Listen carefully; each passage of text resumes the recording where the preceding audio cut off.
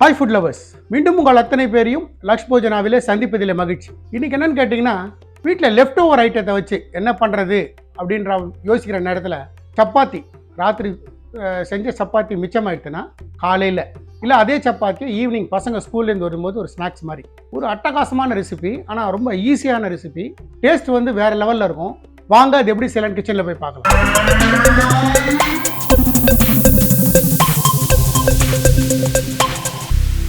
என்கிட்ட ராத்திரி சுட்ட சப்பாத்தியில் ஒரு 7 சப்பாத்தி மிச்சம் இருக்குது.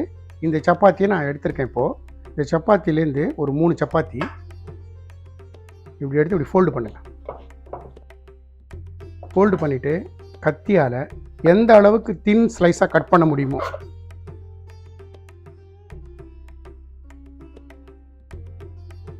இந்த மாதிரி தின் ஸ்லைஸாக நூல்ஸ் மாதிரி கட் பண்ணிவிடு.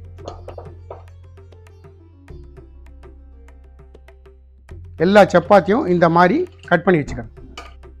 இது வந்து உங்களுக்கு பெருசாக இருக்குதுன்னு ஃபீல் பண்ணிங்கன்னா இதிலே என்ன பண்ணலான்னா இப்படி பாதியாக சப்பாத்தியை கட் பண்ணிவிட்டு அதுக்கப்புறம் ரோல் பண்ணி கட் பண்ணிங்கன்னா அந்த பாதி பீஸ் வந்து சைஸ் வந்து உங்களுக்கு ஏற்ற மாதிரி சின்னதாக மாறிடும்.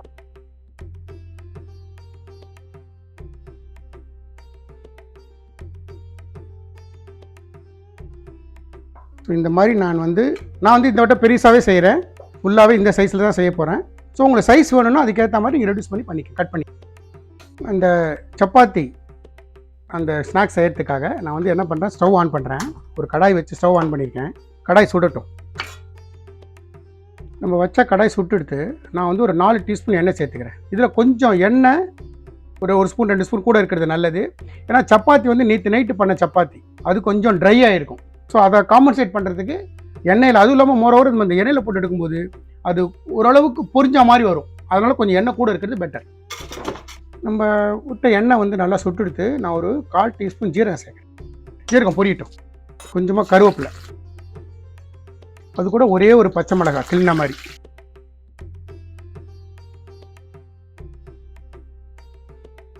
நான் எங்களை ஊசியாக வெங்காயத்தை கட் பண்ணி வச்சுருக்கேன். அப்படி ஊசியாக கட் பண்ண வெங்காயத்தை சேர்த்துறேன்.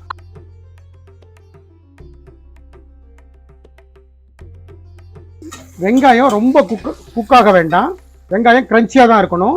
அதனால் ஒரு 2-3 மினிட்ஸ்க்கு அப்புறம் அடுத்தடுத்த காய்களை சேர்த்துரும். நான் வந்து காய் போட்டு பண்ணுறேன். இது பசங்களுக்கு காய் சேர்க்கணுன்றதுக்காக இதுலேயே கொஞ்சம் இந்த ஃப்ளேவர்ஃபுல் பண்ணுறதுக்காக வெங்காயம், குடமிளகா, கேரட் இது 3மே வந்து வேகலைன்னா கூட க்ரன்ச்சியாக இருந்தால் சாப்பிட முடியும், நல்லாயிருக்கும்.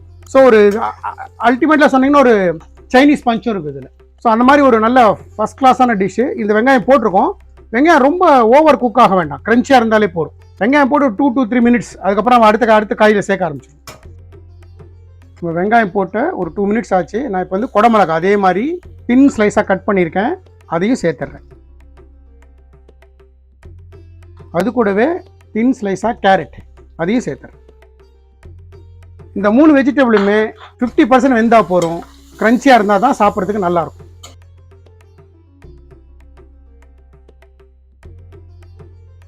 இந்த காய்கள் வேகிறதுக்கு கொஞ்சமான உப்பு சேர்த்துக்கிறேன். காய் போட்டு ஒரு 2-3 மினிட்ஸ் 50% வெந்ததுக்கப்புறம் நம்ம மசாலா பொருட்களை சேர்த்துட்டு கடைசியாக கட் பண்ண சப்பாத்தி சேர்க்க வேண்டியது தான். 1 பாட் குக்கிங் பிளான் பண்ணிட்டீங்கன்னா ஒரு 10-15 மினிட்ஸில் முடிஞ்சிடும். பசங்க ஸ்கூல்லேருந்து வரும்போது ஒரு பவுலில் போட்டு கொடுத்தீங்கன்னா பசங்களுக்கும் ஒரு நல்ல ஹெல்த்தியான ஃபுட்டு, நூடுல்ஸ் மாதிரியும் இருக்கும். பசங்க வந்து விரும்பி சாப்பிடுவாங்க. இந்த என்டையர் ப்ராசஸை வந்து ஹை ஃப்ளேம்லேயே குக் பண்ணுங்க. ஃப்ளேம் எக்காந்து கொண்டு குறைச்சிடாதீங்க.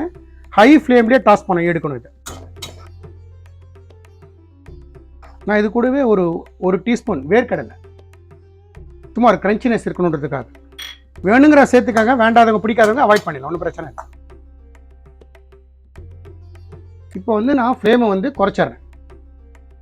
குறைச்சிட்டு ஒரு 1/4 டீஸ்பூன் மஞ்சத்தூள், ஒரு டீஸ்பூன் தனியாத்தூள், ஒரு டீஸ்பூன் காரப்பொடி, ஒரு டீஸ்பூன் ஜீரகத்தூள், இது வந்து ஒரு 1/4 டீஸ்பூன் பிரியாணி மசாலா வச்சுருக்கேன். இந்த பிரியாணி மசாலா சேர்க்குறேன். அப்படி பிரியாணி மசாலா பிடிக்காதுன்னு சொல்கிறவங்க நார்மல் நம்ம கரம் மசாலா சேர்த்துக்கலாம். நான் சும்மா ஃப்ளேவர் என்ஹான்ஸ் பண்ணுறதுக்காக ஒரு 1/4 டீஸ்பூன் பிரியாணி மசாலா சேர்க்குறேன். சப்பாத்தியில் ஏற்கனவே உப்பு இருக்குது. ஏற்கனவே ஒரு 1/4 டீஸ்பூன் உப்பு போட்டிருக்கோம். நல்லா பார்த்துட்டு நான் ஒரு பிஞ்ச் உப்பு சேர்த்துக்கிறேன். தேவைன்னா அப்புறமா நான் சேர்த்துக்கிறேன். இது எல்லாத்தையும் நல்லா மிக்ஸ் பண்ணிவிடுங்க. இதில் நீங்கள் விருப்பப்பட்டீங்கன்னா அமெரிக்கன் கார்ன் சேர்த்துக்கலாம், ரொம்ப நல்லாயிருக்கும். இல்லை இதையே இன்னும் சைனீஸ் ஃப்ளேவராக மாற்றணும்னா இந்த ஸ்டேஜில் dark soya sauce, green chilli sauce போட்டு எடுத்திங்கன்னா இன்னும் சைனீஸ் ஃப்ளேவர் ஆகிடும். இந்த ஸ்டேஜில் நான் 1 டீஸ்பூன் தண்ணி சேர்த்துக்கிறேன், அந்த மசாலா கருகாமல் இருக்கிறதுக்கு. இப்போது நம்ம இந்த நூடுல்ஸ் மாதிரி கட் பண்ணி வச்சுருக்க சப்பாத்தியை இதில்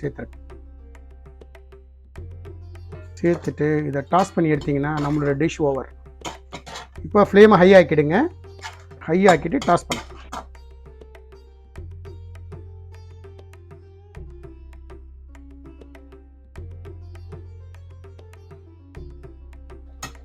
ஒரு அட்டகாசமான ரெசிபி இது, ரொம்ப குயிக் அண்ட் ஈஸி. அதே நேரத்தில் அந்த சப்பாத்தியை வேஸ்ட் பண்ணாமல் ஒரு நல்ல எக்ஸைட்மெண்ட்டான டிஷ்ஷு.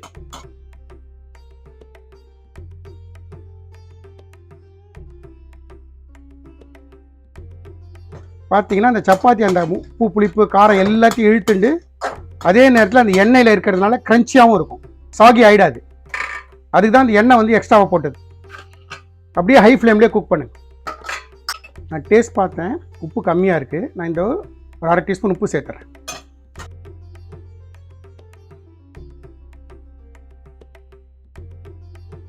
நம்மளோட டிஷ்ஷு ரெடி. இந்த ஸ்டேஜில் நான் ஸ்டவ் ஆஃப் பண்ணிடுறேன். ஸ்டவ் ஆஃப் பண்ணிட்டு ஃபைனாக சாப் பண்ண கொத்தமல்லி, ஒரு 1/2 டீஸ்பூன் எலுமிச்சம்பழ சாறு சேர்த்துட்டு இதை ஃபைனாக மிக்ஸ் பண்ணுங்க.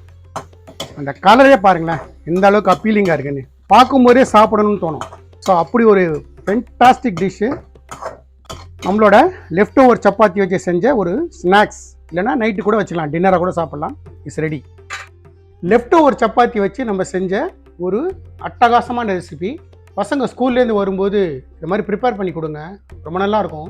இந்த ரீடிங் ஹேபிட்ஸ், புக்கு படிக்கிறவங்களுக்கு வந்து அப்படியே இது வந்து மழை காலத்தில் வந்து ஒரு ஜன்னல் ஓரமாக இந்த புக்கை படிச்சுட்டு இந்த மாதிரி ஒரு ஸ்நாக்ஸ் கையில் பண்ணி கொடுத்தேன், ரொம்ப பிரமாதமாக இருக்கும். நைட்டு டின்னருக்கு இது வச்சுக்கலாம்.